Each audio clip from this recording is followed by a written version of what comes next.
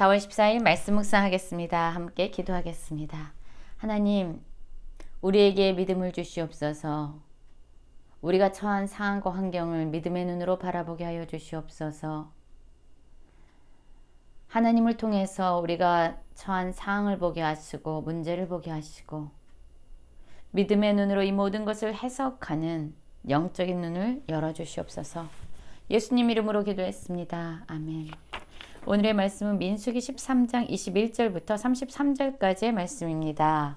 말씀을 함께 살펴보시기 전에 개인적으로 말씀을 꼭 읽으시고 묵상하는 시간 가지시기 바랍니다. 13장 21절입니다.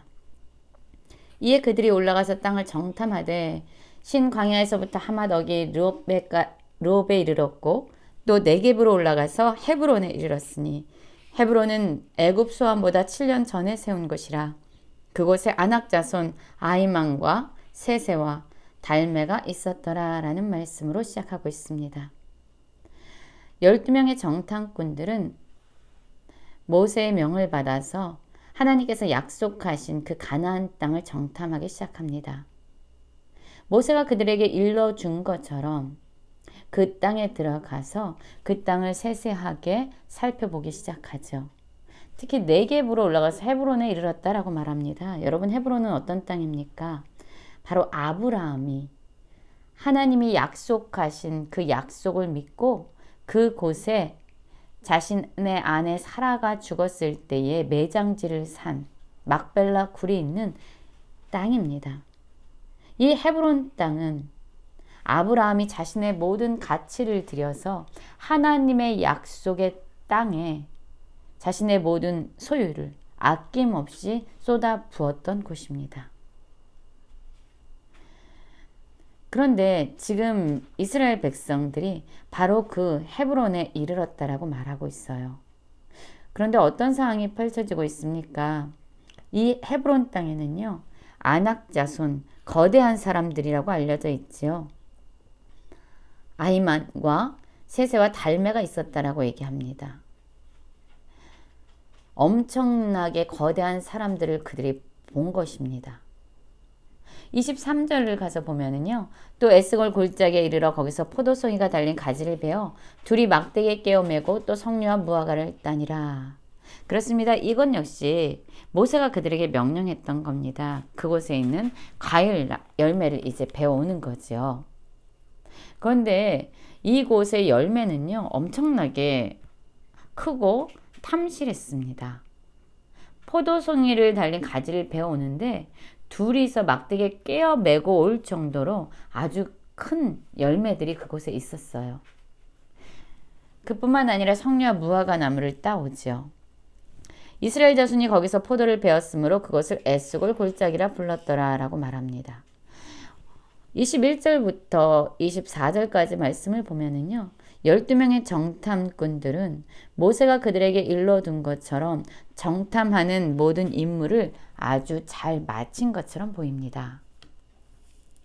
그리고 25절입니다. 40일 동안 땅을 정탐하기를 마치고 돌아와 바란 광야 가데스에 이르러 모세와 아론과 이스라엘 자손의 온 회중에게 나와 그들에게 보고하고 그 땅에 과일을 보이고 모세에게 말하여 이르되 당신이 우리를 보낸 땅에 간즉 과연 그 땅에 젖과 꿀이 흐르는데 이것은 그 땅의 과일이니이다 라고 말해주고 있어요.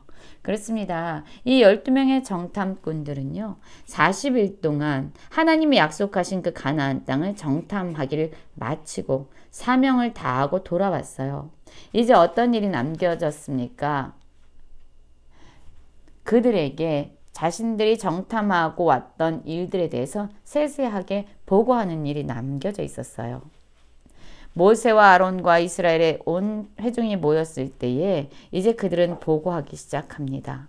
그리고 그들이 직접 따온 과일까지 보여주면서 정말로 당신이 우리를 보낸 그 땅을 보니까 하나님이 말씀하신 것처럼 젖과 꿀이 흐르는 땅입니다. 그리고 이 과일들은 그 땅에서 따온 과일입니다 라고 말하고 있어요. 그들은 이것을 보았던 거죠. 하나님이 말씀하신 것처럼 그 땅은 아름다운 땅이었고 젖과 꿀이 흐르는 땅이었습니다. 여러분, 이들에게는 담대한 믿음의 눈이 필요했지요. 그래서 모세가 그들을 그 땅에 정탐하러 보낼 때에 담대하라라고 말했습니다.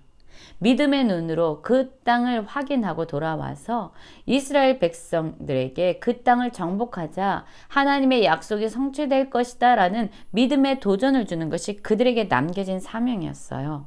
그러나 여러분, 이들은 어떻게 보고합니까? 28절부터 보면은요, 사람들이 나누어지는 것을 볼 수 있어요. 정탐꾼 12명 중에서요, 10명의 다수와 또한 2명, 갈렙과 여호수아의 보고의 내용은 달랐습니다. 10명이 다수의 정탐꾼들은 부정적인 보고를 하게 되죠. 28절부터 그것이 나옵니다.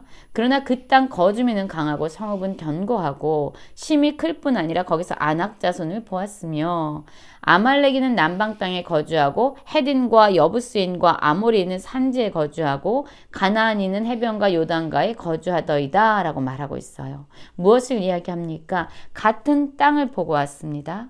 같은 과일을 따가지고 왔습니다. 그러나 이 10명의 다수는요, 그 땅이 하나님이 약속한 것처럼 젖과 꿀이 흐르는 땅이 맞지만, 그곳에 열린 과일들은 엄청나게 탐스러운 것은 맞지만, 그 땅의 거주민들은 너무나도 강하고 너무나도 강력하기 때문에, 너무나도 거대하기 때문에 우리는 그 땅을 정복할 수 없습니다라는 부정적인 의미가 담겨져 있는 보고를 하고 있습니다. 여러분, 이들은 무엇을 보았습니까? 하나님을 향한 믿음의 눈으로 그 땅을 바라봐야 됐죠. 왜냐하면 하나님이 그 땅을 주신다고 약속했던 거예요. 여러분, 하나님은요, 우리에게 무언가를 명령하십니다. 이 세상은 어떻습니까? 위 상사가 명령을 하면 밑에 사람들은 그것을 복종해서 열심히 수고하고 애써서 이루어내야 합니다. 그러나 하나님의 명령은 그렇지 않아요. 하나님이 명령하시면 여러분, 그 명령을 우리가 애써서 지켜가는 것이 아니라 명령하신 하나님께서, 선포하신 하나님께서 그 일들을 친히 이루어 가십니다. 하나님이 명령하시고 하나님이 선포하시고 하나님이 친히 이루어 가세요. 우리는 그저 하나님이 하신 그 말씀을 붙잡고 하나님이 이루시는 그 일들 가운데 동행하고 있는 것 뿐입니다. 믿음으로 그냥 하나님이 열어가시는 그 길을 우리는 걸어가는 것 뿐이죠.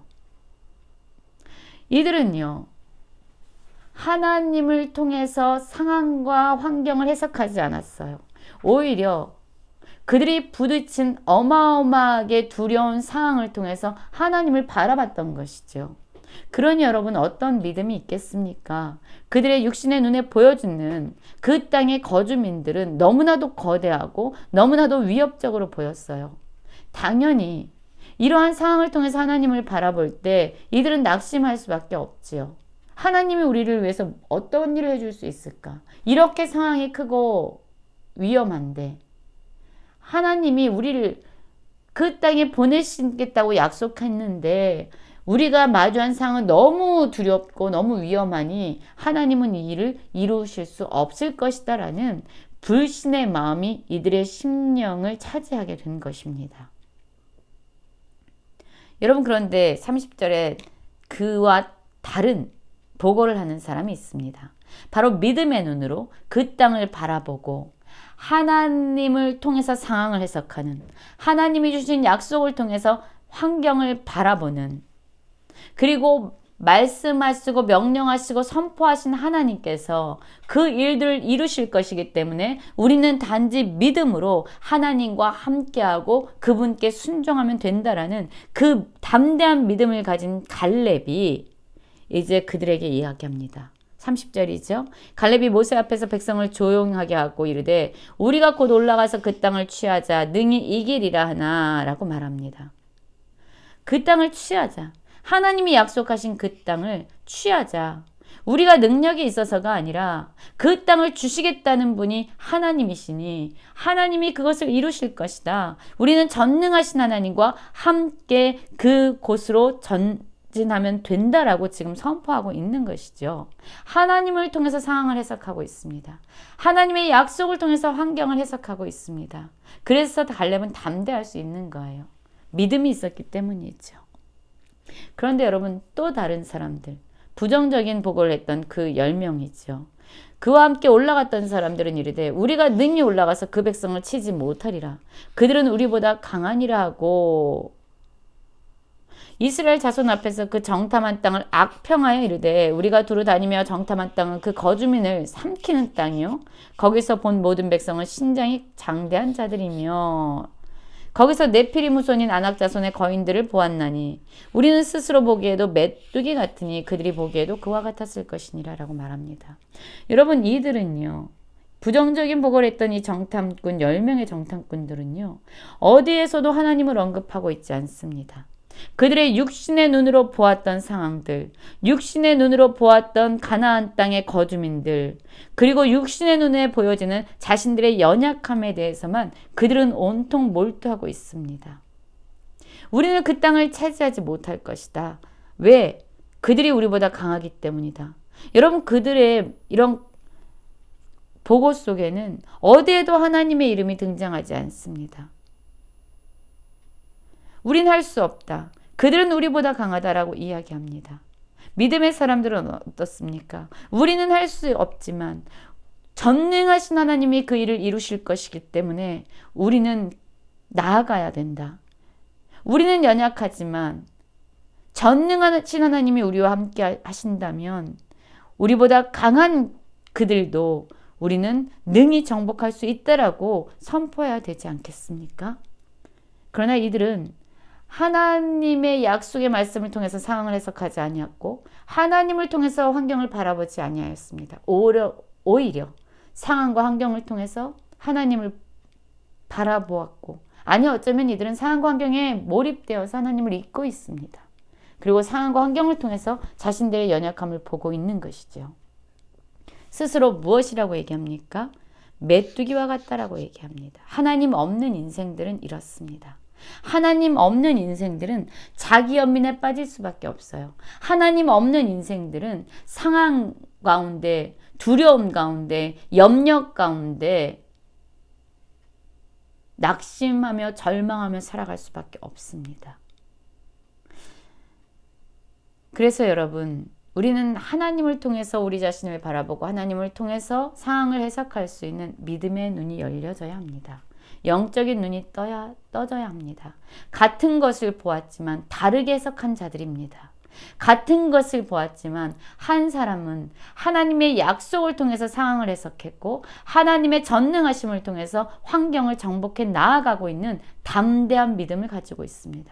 그러나 또 한 부류는 상황을 통해서 자신을 바라보고 있고 상황을 통해서 적들을 바라보고 있습니다.